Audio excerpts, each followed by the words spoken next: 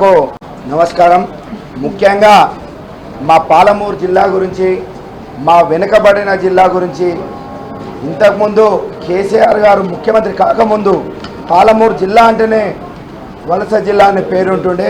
అలాంటిది మా అభ్యర్థన మేరకు ముఖ్యమంత్రి గారు 2009లో తెలంగాణ సాధించకంటే ముందు పాలమూరు నుంచి ఎంపీగా ఎన్నుకోబడ్డారు. పాలమూరు నుంచి ఎంపీగా ఉన్నప్పుడే రాష్ట్రాన్ని సాధించారు.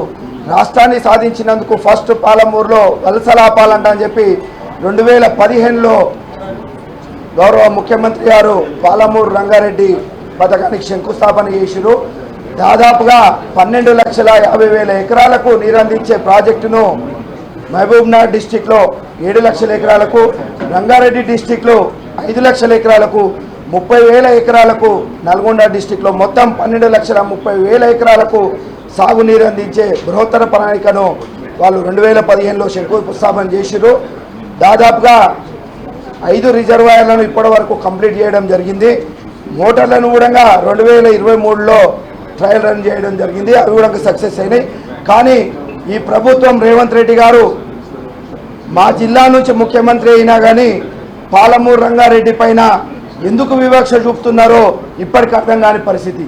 90% పూర్తయిన ప్రాజెక్టును 10% కంప్లీట్ చేస్తే సస్యశ్యామలం అవుతుంది, పాలమూరు బాగుపడుతుంది అనే ఉద్దేశం వాళ్ళకి లేకపోవచ్చు. కానీ ఒక్కసారి ప్రజలందరూ గమనిస్తున్నారు. మీరు పాలమూరు రంగారెడ్డి గురించి స్పెషల్గా ఒక ప్యాకేజీ కూడా ఇవ్వలేకపోయారు. బడ్జెట్లో టోటల్ రాష్ట్ర బడ్జెట్లోనే 22,000 కోట్లు మీరు కేటాయించినని చెప్తారు. కానీ పాలమూరు రంగారెడ్డికి ఈరోజు వరకు ఎంత కేటాయించారో చెప్పలేకపోతున్నారు. అలాగే మీరు ఈ మధ్య మీ గవర్నమెంట్ తీసుకొచ్చిన కొడంగల్ ప్రాజెక్ట్ ఏదైతే తెస్తారో దానిలో మీరు 1,00,000 ఎకరాలకు మాత్రమే నీరు అందించడానికి మీరు చూపెడుతున్నారు.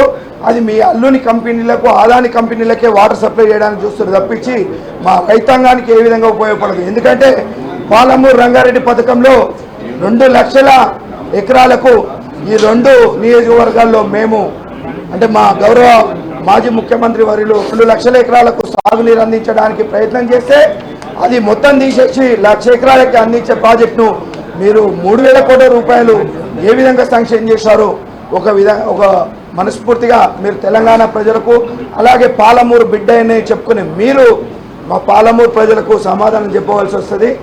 అలాగే ఏదైతే ఒక టీఎంసీకి 10,000 ఎకరాలు అంటని చెప్పి జూరాలకు కేటాయించారో ఆ 20 లక్షల ఎకరాలకు మీరు ఏదైతే ప్రాజెక్టు రూపకల్పన చేసిరో అవన్నీ తప్పుల తడక ఉన్నాయి. ఏదైతే పాలమూరు రంగారెడ్డి గురించి మీరు ఏదైతే చెప్పారో అది కంప్లీట్ చేసే వరకు మేము శాసన మండలిలో శాసనసభలో మీ మెడలు వంచుతామని చెప్పి మరొక్కసారి విన్నవించుకుంటున్నాం.